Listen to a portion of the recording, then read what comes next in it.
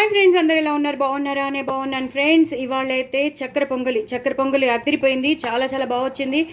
అంటే చక్కెర పొంగలి అంటే బియ్యమును పెసరపప్పు ఉడకబెట్టేసుకుని చేస్తారు. కానీ నేను రవ్వను పెసరపప్పు దాంతో చేసినాను. అదిరిపోయింది. చాలా చాలా బాగా వచ్చింది. నేను కొబ్బరి వేయించిన కొబ్బరి కానీ జీడిపప్పు కానీ కిస్మిస్ కానీ బాదం అన్నీ వేశాను.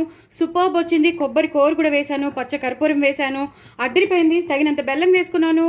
అలాగే లాస్ట్లో ఇలాచీ పౌడర్ వేశాను, అలాగే పచ్చకర్పూరం కూడా వేసానని చెప్పాను కదా. ఇప్పుడు మాత్రం కొంచెం నెయ్యి మాత్రం బాగానే పడుతుంది. నెయ్యి వేసుకోండి, అద్రిపోతుంది. చాలా చాలా టేస్టీగా ఉండే చక్కెర పొంగల్ మీకు రెడీ అయిపోతుంది. ఇలా చేసుకుని తింటే మాత్రం పిల్లలు అసలు వదిలిపెట్టరు. వేరే స్వీట్ జోలికి వెళ్ళరు, వేరేవి ఇవి కావాలని కూడా అడగరు. వేడిగా కావాల్సిన వాళ్ళు వేడిగా తినచ్చు, చల్లగా కావాల్సిన వాళ్ళు ఫ్రిడ్జ్లో పెట్టుకుని కూడా తినచ్చు. ఇది కొంచెం సేపు అయ్యేసరికి గట్టిగా అయిపోతుంది, మనం తినే కన్సిస్టెన్సీకి వచ్చేస్తుంది. సో తప్పకుండా చేసుకోండి, ఎంజాయ్ చేయండి. ఆ వేయించిన కొబ్బరి ముక్కలు నోట్లో పడుతూ ఉంటే వావ్ చెప్పలేను, అంత టేస్టీగా ఉంటుంది.